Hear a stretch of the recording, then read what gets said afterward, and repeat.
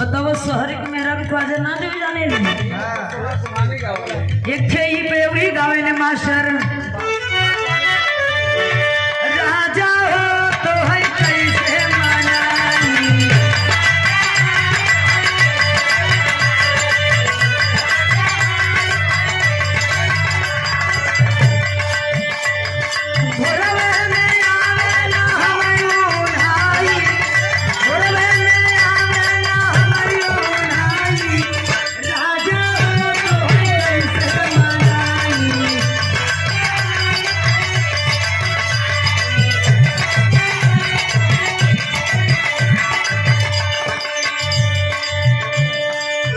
अरे गंगा माई के ऊंची गाया रहिया न हो जहाँ बैठे भगवान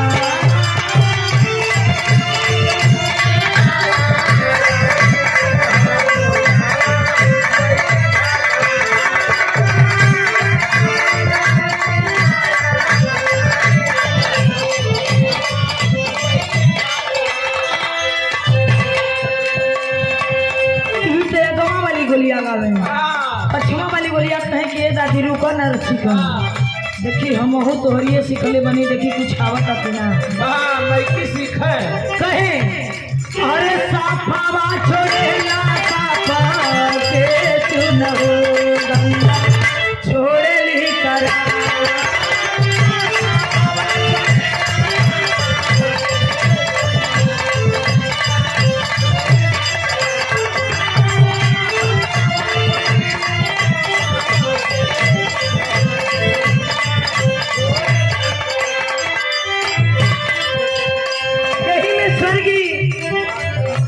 स्वर्गीय दादा राम कैलाश गुरु जी गावे बड़ा बढ़िया गावे बड़ा सोहरा के गावे अरे लाह गरीबा बाजारी आया रामपुर रोहिया रहता ना बेचा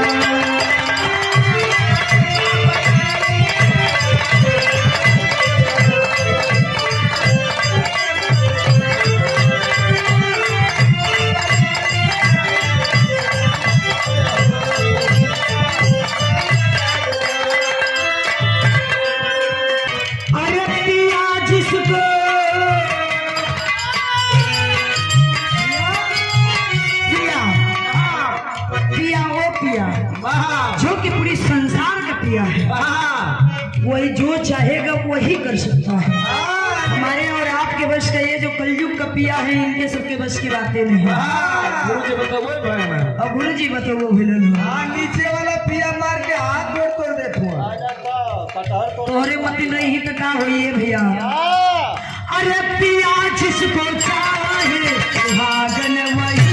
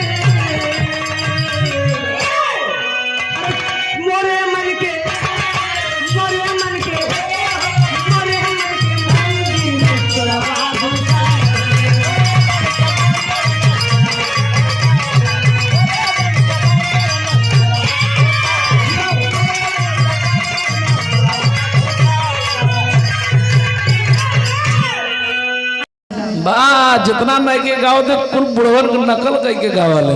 और सच्चाई हो कि आपे लोगन से तो सीख मिलेला नयका कलाकारन से। खाली एक चीज गड़बड़ाई जाला, गलती से मिस कॉल मार दे तोरे माई के। ये गए मिस कॉल मारे तो के लगी तोरे माई। आज भुला गेला का गुरुजी? धीरे धीरे लहा ले बुढ़ा हुआ रे। ये मर हाल ना तो हो गल होती नहीं रहलन में चुके वाला ना हुआ तो तने गवाई जानला। अच्छा हेलो कम मत करिए भैया, और आवाज सिटी ने दे। बहुत बढ़िया गुरुजी कहत हुआ कि कविता विराज से ही भेल, इधर से भी भेल उधर से भी भेल। शुरुआत में उधर से बहुत सुंदर भक्ति से भक्ति रस से विरह सुने के मिलल, फिर इधर से वीर रस उधर से फिर वीर रस सुने के मिलल। तो हम चाहते नहीं कि सवेरे सवेरे का बेला हो, भजन भाव का बेला हो, कुछ ऐसा बात सुना के बता के जाई। बिल्कुल बिल्कुल कम समय में कुछ ऐसा बात बता के जाई। हम आल बने कथा कि लोग जोन की मतलब दुनिया में होत रहे, वर्तमान में चालू रहे,